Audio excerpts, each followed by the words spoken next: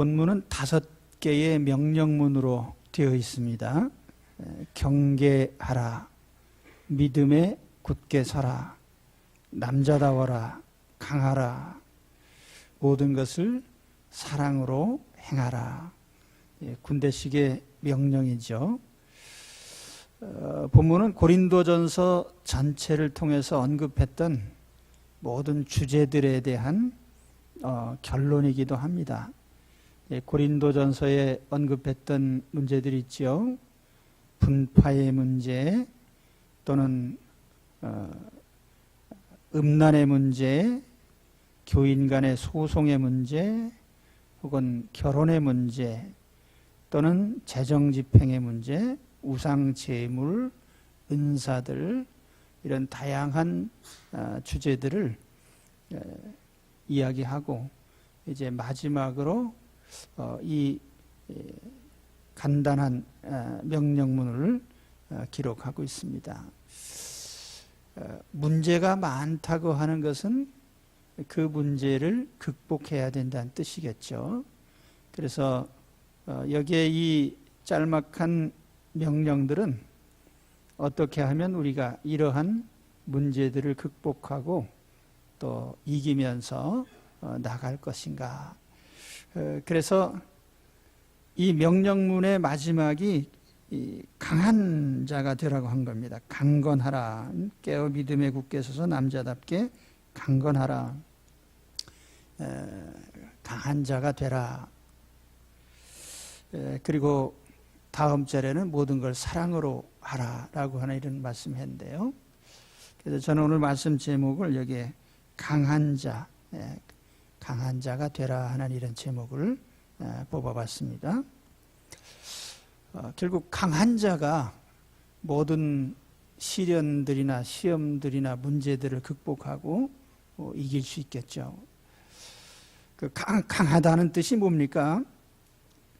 우리가 강한 자 그러면 몸집이 크고 체력이 강한 걸 떠올리기도 합니다.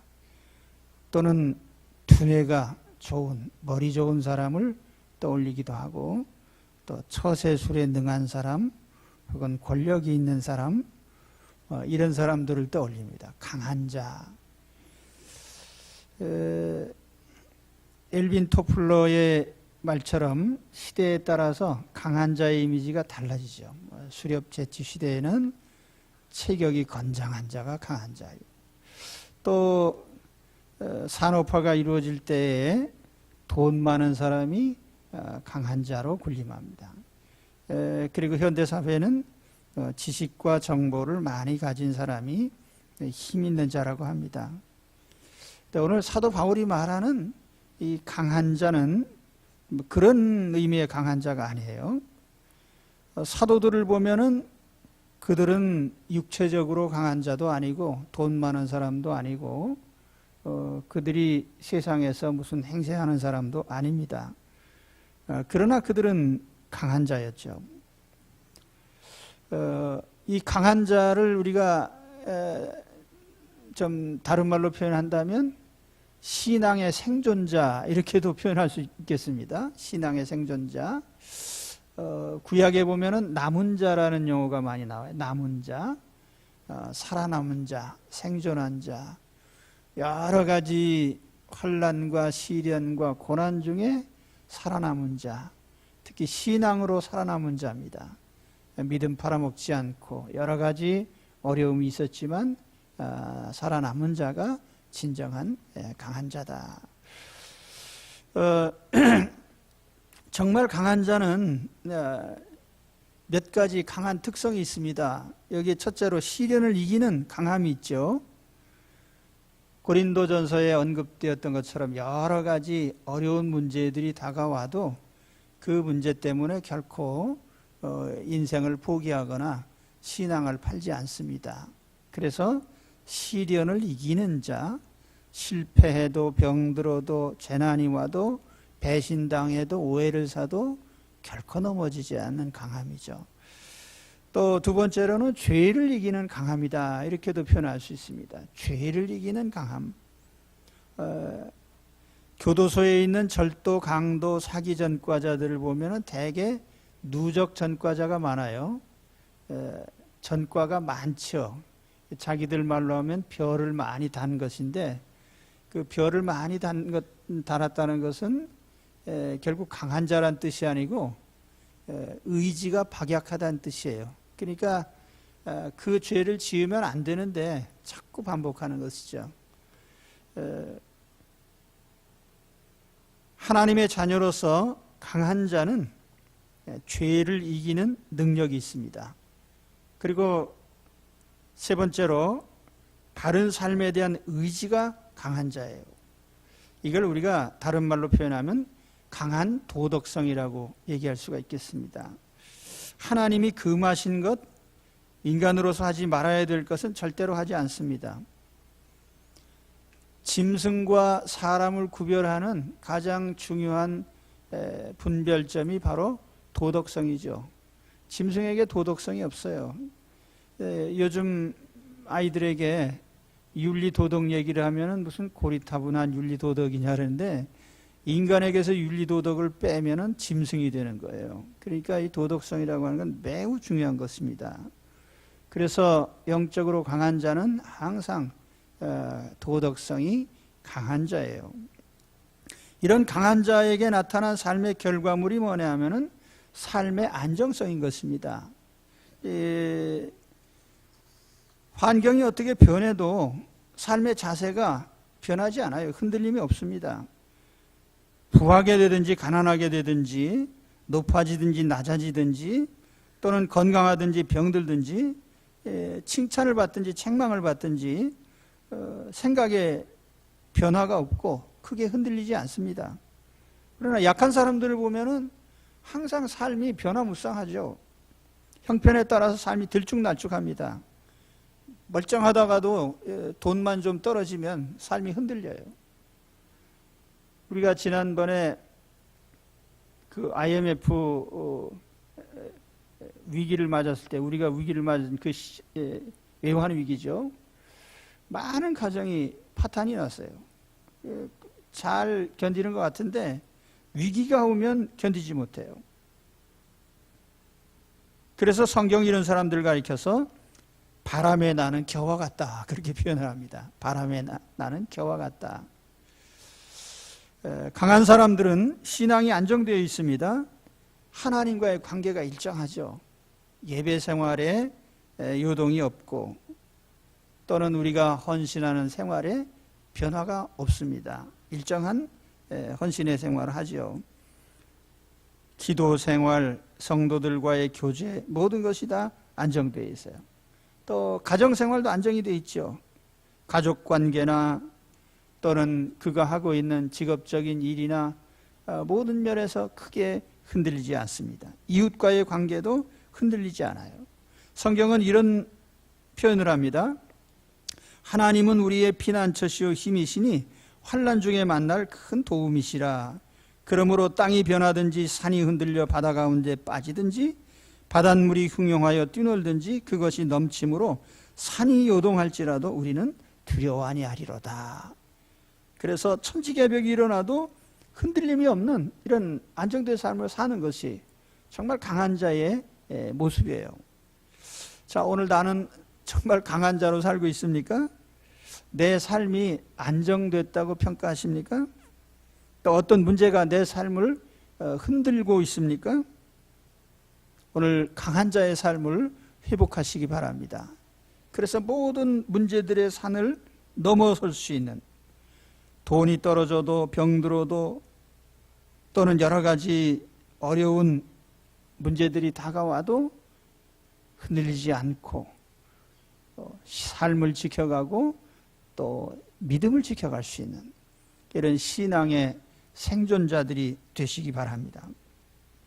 그 어떻게 사는 것이 정말 강한 자로 사는 것이냐, 그걸 이제 오늘 몇 가지로 얘기를 합니다. 첫째로는 깨어있으라고 그래요. 깨어있으라. 여기 깨어있으라고 하는 것이 첫 번째 명령문입니다. 깨어있어라, 보초가 되라는 말이에요. 내가 내 인생의 보초가 되라, 보초를 서라. 영문 성경에 보니까 be watchful이라고 번역한 성경이 있고요. be on your guard. 내 스스로가 보초가 되라는 거예요. 내 인생의 보초병이 되라.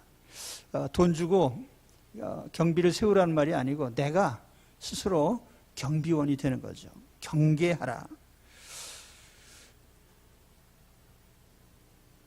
이 세상은 내가 편안하게 살도록 놔두질 않습니다. 제가 가끔 길가에 방치된 차량들이 있잖아요. 누가 가져가지도 않고 차를 세워놔요. 근데 지나다니면서 보면은 멀쩡하던 차가 얼마쯤 지나면 유리창이 깨지고 또 얼마쯤 있다 보면 타이어가 펑크나고 그리고 나중엔 다 거덜난 후에 고철만 남습니다. 그게 이제 생각에 그거 내 차도 아니고 남의 차인데 왜 그걸 그냥 놔두질 않고 깨트리고 망가뜨리고 이렇게 하냐 말이에요. 나는 조용히 살고 싶은데 이 세상이 나를 조용히 살도록 놔주지 않아요. 항상 공격적인 성향을 가진 또 공격적으로 다가오는 그런 존재들이 있단 말이에요. 근데 그 공격성을 가진 게 뭐 일이나 승냥이가 아니고 사람이란 말이에요. 참 이것이 괴로운 일이죠. 이런 것은 성경에 보면 두 가지 근원이 있습니다. 첫째는 사탄의 공격이죠. 마귀가 우리를 가만 놔두질 않아요. 우는 사자와 같이 두루 다니며 삼킬 자를 찾는, 그래서 악한 영들이 인간으로 하여금 하나님을 대적하고 죄를 짓도록 자꾸 충동을 하는 것이에요. 또 한 가지는 인간의 죄악성입니다. 하나님을 떠난 인간들이 본성적으로 악합니다. 남이 잘 되는 것보다 안 되는 것을 좋아하죠. 그래서 우스갯소리가 배고픈 거는 참을 수 있는데 배 아픈 거는 못 참는다.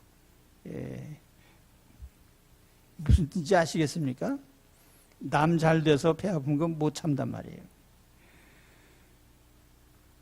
그래서 성경에 보면은 잠언 9장 17절에 도적질한 물이 달고 몰래 먹는 떡이 맛있다, 이렇게 한다는 게 악한 사람들이. 그게 세상의 악인들의 삶의 철학이에요. 그런데 우리에게 중요한 게 뭐냐면 깨어 있어야 이런 모든 공격에 대비할 수가 있다는 겁니다. 전투의 원리에 의하면은 공격하는 세력은 방어하는 세력보다 적어도 2배 이상의 전력을 갖고 있어야 된다. 그러니까 방어가 사실 쉬운 거예요. 공격은 힘든 겁니다. 그래서 우리가 경계를 세우는 것은 방어하는 첫 단계예요. 이 경계라는 게 굉장히 중요합니다. 현대전에서도 이 방어라고 하는 개념이 굉장히 중요해요. 우리나라에 지금 사드 배치 때문에 굉장히 말이 많습니다. 사드라는 게 뭐냐?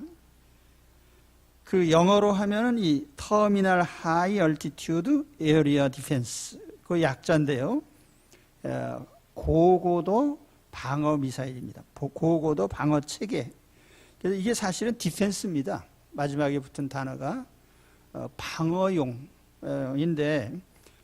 고도가 높이 날아오는, 실제적으로 하면은 300에서 3,500km 정도의 미사일.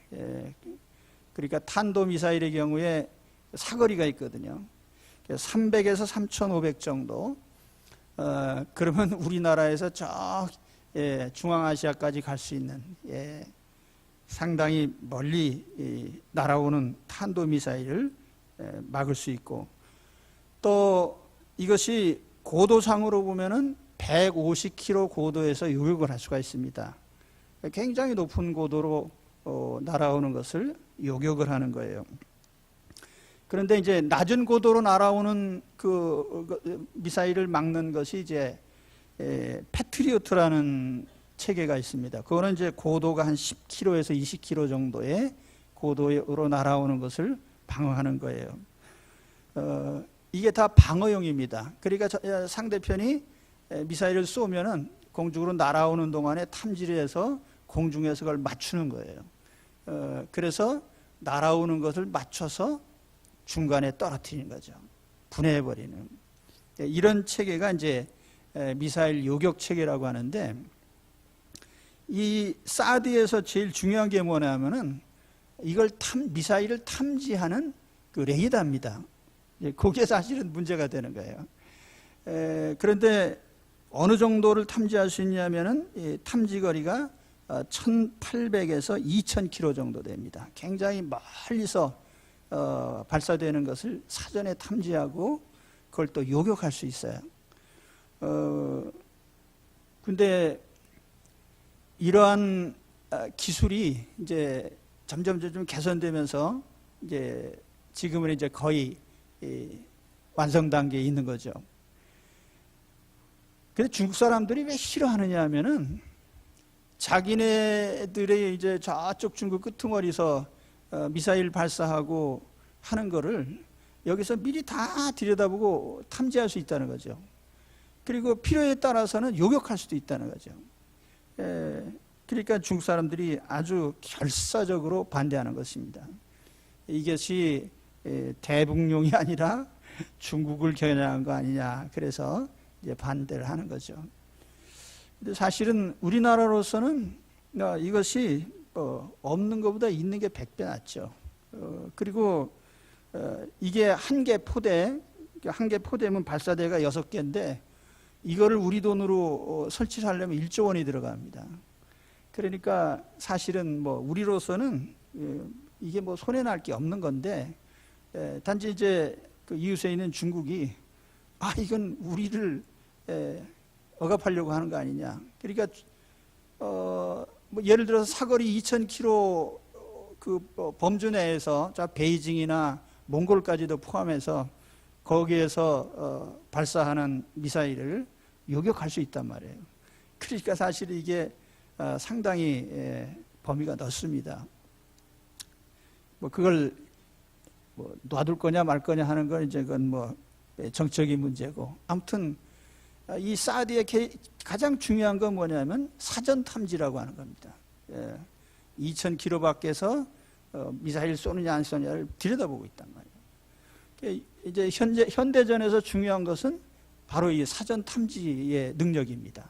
미리 얼마나 볼 수 있느냐. 잠수함이 몰래 다니는 것을 탐지하고, 또 여러 방면에서 일어나는 것들을 사전에 탐지하는. 근데 이러한 것을 이제 오늘 말씀에는 깨어있으라는 표현을 하는데, 성경에 깨어있으라는 표현이 굉장히 많습니다. 예수님 교훈 중에도 이 말이 많이 나오고요. 성경에 깨어있으라는 표현이 아주 많습니다. 깨어있기만 한다면 우리는 사실 웬만한 공격을 막을 수 있습니다. 그래서 깨어있는 자가 굉장히 중요한데, 그러면 우리가 영적으로 볼 때, 신앙적으로 깨어있는다는 게 뭘 의미하는 거냐. 깨어있는다는 말은 이건 영적인 각성을 말하는데, 죄 짓지 않고 잘못된 길에 빠지지 않으려고 정신 차리고 있는 이제 그런 상태입니다. 그러니까 죄를 짓지 않고 유혹에 넘어가지 않기 위해서 내가 각성하고 있는 그 상태를 깨어 있는 것이라고 말하는 거예요. 그러니까 죄를 짓지 않으려고 파수꾼을 세우는 거예요. 그게 우리의 삶이 되어야 됩니다. 그래야 우리가 영적으로 이길 수가 있단 말이에요. 역대 교황의 이름 중에 그레고리라는 이름이 아주 많습니다. 그레고리. 근데 사실 이 그레고리라는 말은 헬라어 이 그레고리오라는 말에서 온 것인데 깨어있는다는 뜻이에요. 그래서 교황의 이름에 그 많이 갖다 붙인 거는 영적인 지도자로 깨어있겠다, 그런 취지죠. 그 영적 지도자는 깨어있어야 되는데 적어도 두 가지 면에서 깨어있어야 됩니다. 하나는 신앙적인 잘못, 이단이나 또는 잘못된 그런 영적 가르침으로부터 신자들을 지켜야 됩니다. 그리고 또 한 가지는 도덕적인 타락으로부터 지켜내는 거죠. 그래서 구약에 이사야나 예레미야나 에스겔이나 이런 선지자들이 외친 내용은 가만히 분석해 보면 항상 두 가지 주제입니다. 첫째는 우상숭배하지 마라. 잘못된 신앙에 빠지는 거예요. 또 두 번째는 죄짓지 말라는 거예요. 이웃의 것을 도적질하거나 뺏거나 약탈하거나 억압하거나 그러지 말라는 거예요. 그러니까 신앙적 타락, 도덕적인 타락, 이걸 지켜내는 것이 영적인 싸움의 핵심적인 과제인 거예요. 그러니까 깨어 있으려면 우리가 뭘 경계해야 됩니까? 마치 이 사드나 뭐 이런 패트리어트나 이런 것이 어디에서 어떤 미사일이 날아오는가를 열심히 보거든요. 그것만 딱 보고 있다가 요격을 하는 것입니다. 우리는 무엇만 바라봐야 돼요? 마귀가 어떻게 죄를 짓게 만드나, 그 죄가 다가오는 것을 유심히 봐야 된단 말이에요. 또 잘못된 신앙이 다가오는 것을 우리가 면밀히 관찰해야 돼요.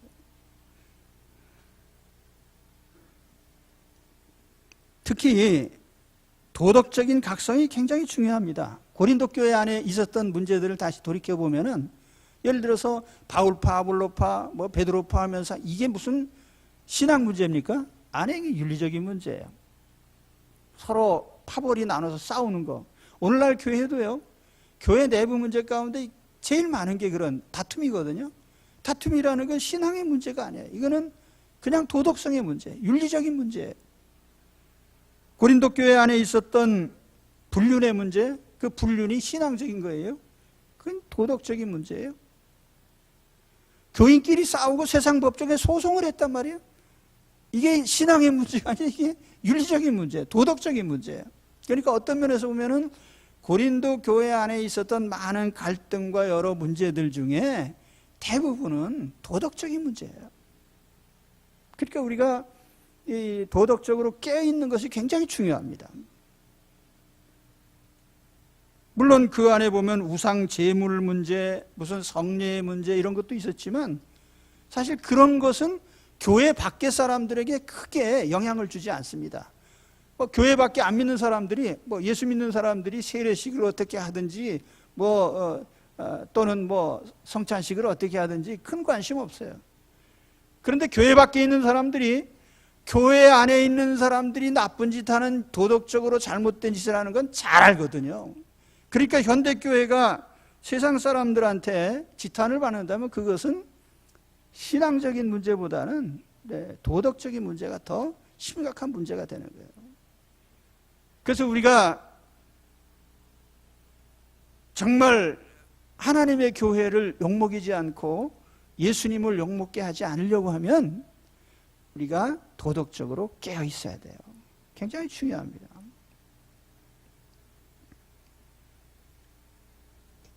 깨어 있는 사람은 생존 능력이 아주 높습니다. 사실 우리가 영적으로 각성하고 있는 자가 모든 마귀의 도전이나 또는 죄 유혹이나 여러 가지 다가오는 그런 문제들을 잘 대응을 해서 이길 수가 있어요.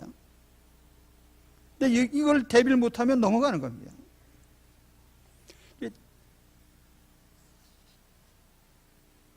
잠언 30장에 보면 이런 말씀이 나와요. 땅에 작고도 가장 지혜로운 것 넷이 있나니 곧 힘이 없는 종류로 돼 먹을 것을 여름에 예비하는 개미와 약한 종류로 돼 집을 바위 사이에 짓는 사반과 임금이 없으되 다 떼를 지어 나가는 메뚜기와 손에 잡힐만 하여도 왕궁에 있는 도마뱀이니라. 여기 이제 네 가지 짐승이 나와요. 개미, 사반, 또 메뚜기, 도마뱀.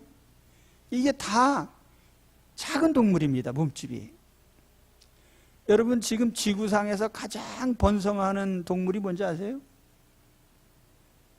지구상에서 가장 적응도 잘하고 숫자도 늘어나고 그런 동물이 뭔지 아십니까?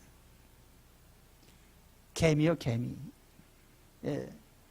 개미가 아파트 10층에 설탕 한 접시만 펴놓으세요. 어떻게 냄새 맡고, 척후병이 와가지고, 야, 저 집에 505호에 설탕이 있다 그러면 다 옵니다. 따라서 쭉 와요. 이 개미가 굉장히 번성해요. 몸집이 작고 약하다고 해서 생존에 뒤처지는 건 아니란 말이에요. 그게 하나님이 정하신 생존의 원리예요. 오늘 우리가 영적으로 내가 다른 사람보다 뭐 믿음의 크기가 작고 무슨 뭐 신앙 경력이 짧고 성경을 좀 많이 못 읽고 뭐 그런 문제가 아니에요. 내가 영적으로 깨어서 얼마나 다가오는 공격에 대비하느냐가 중요한 거죠. 그렇죠? 그래서 오늘 정말 이 세상에 공격자들이 많은데 내 삶을 지켜가는 강한 자가 되시기 위해서는 영적인 사드 배치를 하셔야 돼요. 다가오는 공격을 막을 수 있는 대비태세. 그게 뭐냐면 깨어있는 거예요. 도덕적인 각성, 영적인 각성. 그래서 영적인 그런 레이더가 잘 준비된 그런 분들이 되셔야 됩니다. 그 강한 자의 특징이에요. 삶을 잘 관찰해야 돼요. 항상 내 주변을 관찰하는. 두 번째는 믿음에 굳게 서라고 합니다. 사실 강한 것은 내가 아니고 하나님이죠. 내가 강한 게 아니라 하나님이 강하신 거예요. 그러니까 당연히 하나님께 맡기고 의지하는 것이 당연한 겁니다. 그래서 영적으로 강한 자는 철저하게 하나님을 의지하죠.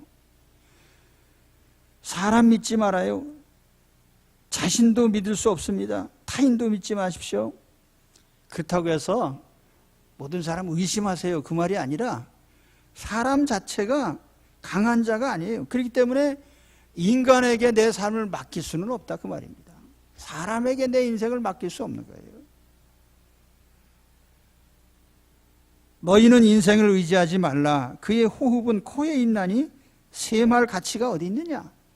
이사야 2장 22절에 또 모든 육체는 풀이요 그 모든 아름다움은 들의 꽃 같으니 푸른 마르고 꽃은 시들면 여호와의 기운이 그 위에 봅니다. 이 백성은 실로 풀이로다. 너희 생명이 무엇이냐? 너희는 잠깐 보이다가 없어지는 안개니라. 코의 호흡이 멈춰지면 그냥 아무것도 아닌 인생, 활동이 끝나는 그 존재, 여름철에 들풀처럼 활짝 피는 거 하면 어느 순간에 시들어버리는 것이 인생이고, 또 잠깐 나타났다 사라지는 안개 같은 그런 사람을 어떻게 의지하고 살겠냔 말이에요.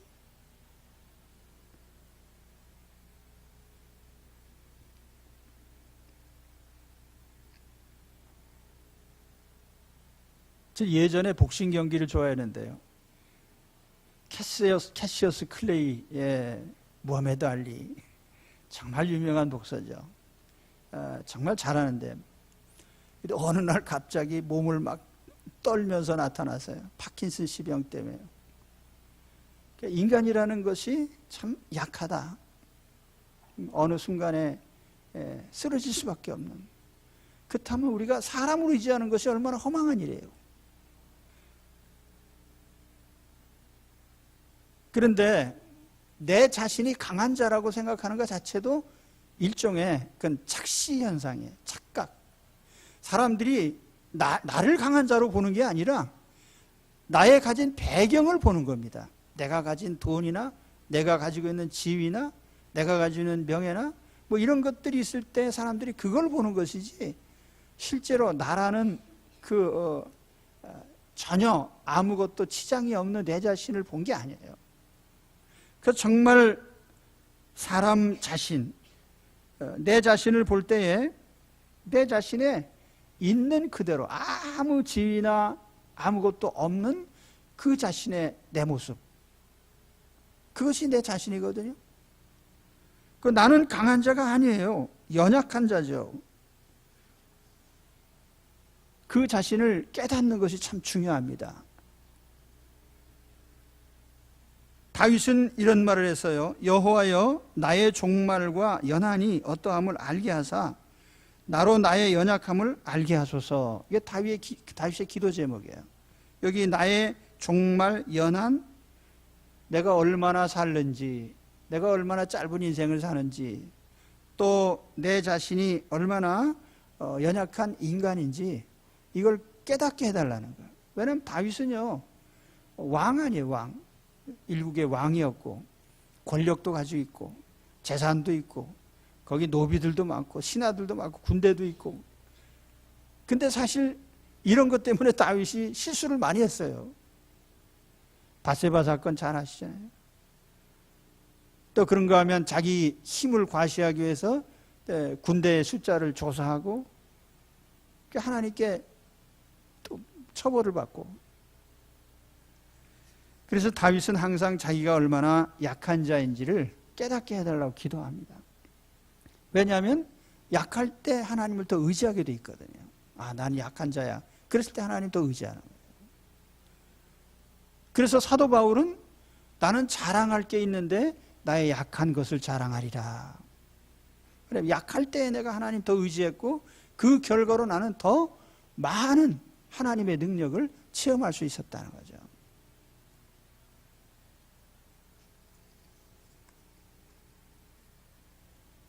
하나님을 의지하는 자가 진정 강한 자입니다. 엘리사 시대에 아람 사람들이 공격을 해왔습니다. 아람 지금 시리아예요, 시리아. 근데 이 사람들이 어디로 군대를 동원해서 딱 공격을 해오면 거기에 딱 대비를 하고 막고 있단 말이에요, 이스라엘이. 그 이상하다. 저 이스라엘에 분명히 우리 내부에 이스라엘의 첩자가 있다. 근데 나중에 보니까 그게 아니고 엘리사라는 사람이 하나님의 계시를 받아서 항상 대비를 합니다. 그래? 그럼 그 엘리사를 잡아와라. 그 군대를 동원해서 엘리사를 잡으러 갔어요. 그런데 하나님께서 그 적군의 적군 장수의 영적인 눈을 어둡게 하셨어요. 그 엘리사가 이제 그 적장 앞에 나타나가지고 내가 엘리사 있는 대로 인도하겠습니다. 따라오세요. 하니까 엘리사인지도 모르고 쭉 따라와 보니까 적진 한복판에 사마리아 한복판까지 그냥 들어와 있는 거예요. 적이 포위하고 있는데도 모르고 쭉 따라 들어와서 전쟁은 말할 것도 없이 이제 이스라엘이 완승을 했잖아요.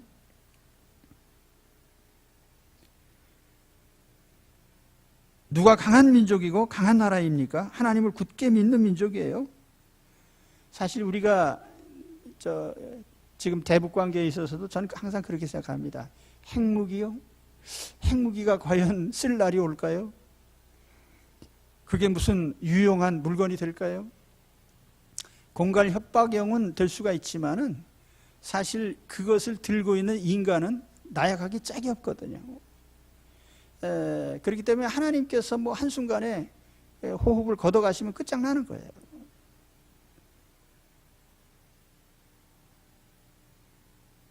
누가 강한 사람이에요? 세상에서 자기가 가진 배경 때문에 힘쓰는 사람 아니에요. 저는 요즘도 보면은 돈도 별거 아니구나. 재벌 총수께서 그냥 포승줄에 묶여가지고 그런 모습이에요. 또는 절대 권력을 가진 그 대통령의 권좌에 있던 분도 참 이제 궁지에 몰려있는 이런 걸 보면서 세상에 힘이라고 하는 것이 사실 돈의 힘이든 권력의 힘이든 그것이 결국 한 사람의 것이 아니라는 거죠.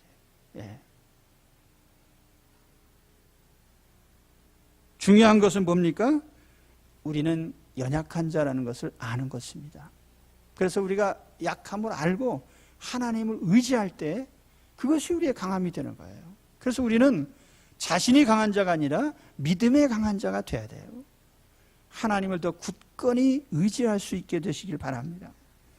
사도시대 성도들은 로마 황제들을 이겼어요. 사자를 이기고 투옥과 매를 이기고 참수형을 이기고 영적으로는 사탄의 역사를 이겼습니다.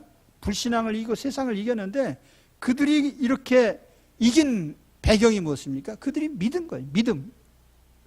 하나님만 의지하는 믿음이죠.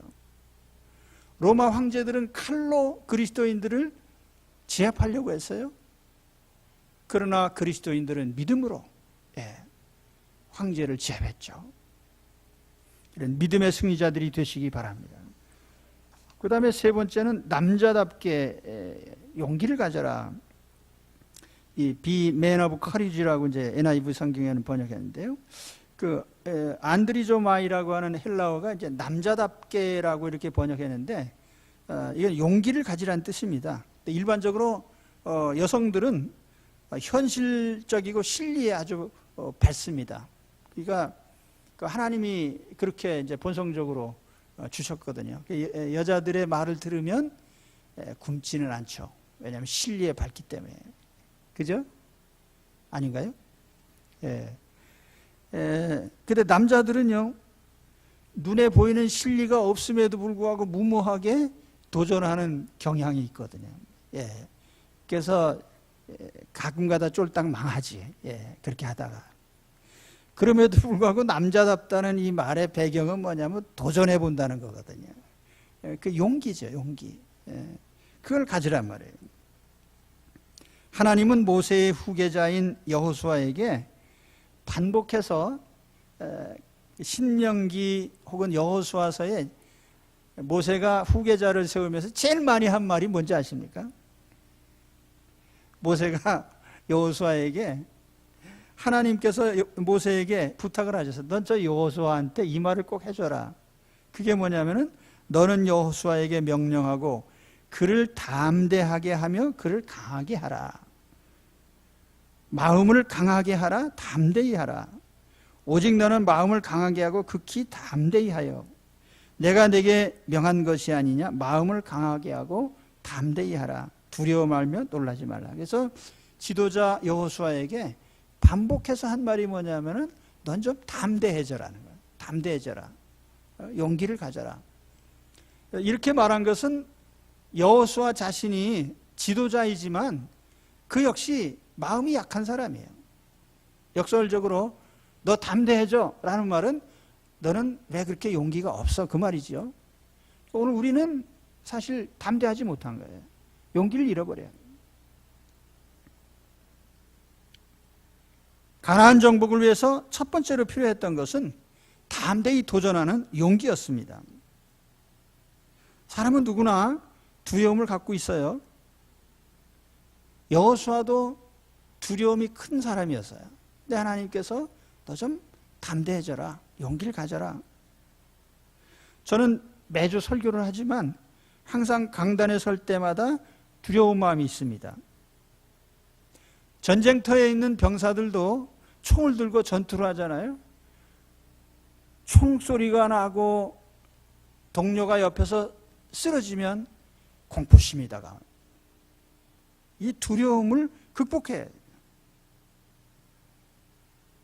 두려움이 있다고 해서 뭘 하지 못하는 건 아닙니다. 저는 두렵지만 매주 또 설교를 합니다.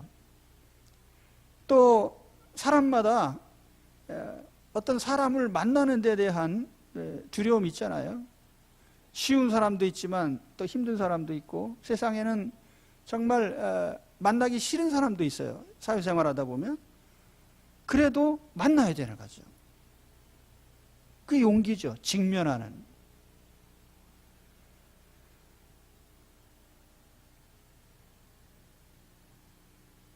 두렵지만 하기 싫은 새로운 일을 또 버리고 도전하고. 그래서 영국의 여류 작가였던 I.A.R. 와일리라고 하는 분이 용기를 말하면서 용기라는 것은 공포심에 대한 반응이다. 그런 말을 했습니다. 우리 앞에 매일매일 어떤 과제들이 다가오는데 그것이 두려움을 줄 수가 있어요. 그런데 거기에 대해서 우리가 적극적으로 반응하는 것이 용기입니다. 그래도 한번 해보겠다라고 하는 결심이죠.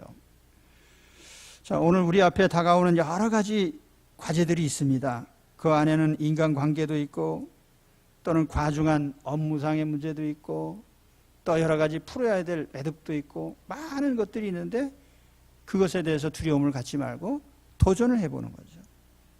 이걸 피할 것인지 정면으로 마주칠 것인지. 그러나 두렵지만은 정면으로 마주하는 것이 용기입니다. 그래서 오늘 바울이 이런 마지막 권면을 하는 거예요. 고린도 교인들에게. 너희 앞에 많은 문제들이 있지만 그 문제 앞에 직면해서 너희가 풀어가라는 것이죠. 예. 아마 바울이 이 편지 쓴 후에도 고린도 교회 안에는 그 여러 가지 문제들이 여전히 있었을 겁니다. 그런 문제 없는 교회가 없잖아요. 그걸 직면해서 과감하게 하나씩 풀어가란 말이죠. 용기를 가지시기 바랍니다. 그 마지막 명령이 뭐냐면 모든 것을 사랑 안에서 행하라는 거죠. 이 금년도 우리 표어니까 금년도 표 아닙니까? 근데 사실 오늘 말씀의 제목이 강한 자가 되라는 것인데, 강한 자 중에 가장 강한 자가 누구냐면 사랑으로 행하는 자예요, 사실은. 우리 강한 자 중에 가장 강한 자는 사랑으로 행하는 자입니다. 할렐루야. 사랑으로 행하는 자가 강한 자예요. 사실 주먹으로 행하는 자가 강한 것 같은데, 주먹으로 행하면 항상 보응을 받습니다. 즉각적인 보응을 받죠. 사랑으로 행하는 자는 공격을 받지 않습니다. 그래서 예수님은 사랑으로 세상을 정복하셨어요. 사랑을 한마디로 표현하면 블랙홀이다, 그렇게도 표현할 수 있겠습니다. 왜냐하면 사랑은 모든 것을 다 흡수해버려요. 미움과 시기와 다툼과 갈등과 원수된 마음, 혹은 내가 어떤 부정적인 마음을 가지고 있더라도 사랑 앞엔 다 녹아지게 돼 있어요. 그래서 사랑은 모든 것을 빨아들이는 블랙홀이다. 앞서 로마 황제 얘기를 했지만, 로마 황제들이 얼마나 막강한 권력을 가지고 있는데 그들이 계속 칼로 그리스도인들을 제압하려고 했는데 마지막에는 황제가 굴복을 당했단 말이에요. 로마가 기독교 국가가 됐어요. 그 뭐냐면 사랑 앞에 굴복한 거예요. 십자가 앞에 굴복한 거죠. 오늘 우리는 마지막 정복자입니다. 우리가 가진 최종의 무기는 사랑이죠. 그래서 아가서 8장 7절에 이런 유명한 말씀이 있습니다. 한번 새겨두십시오. 많은 물도 이 사랑을 끄지 못하겠고 홍수라도 삼키지 못하나니 사람이 그의 온 가산을 다 주고 사랑과 바꾸려 할지라도 오히려 멸시를 받으리라. 멋있는 표현이죠.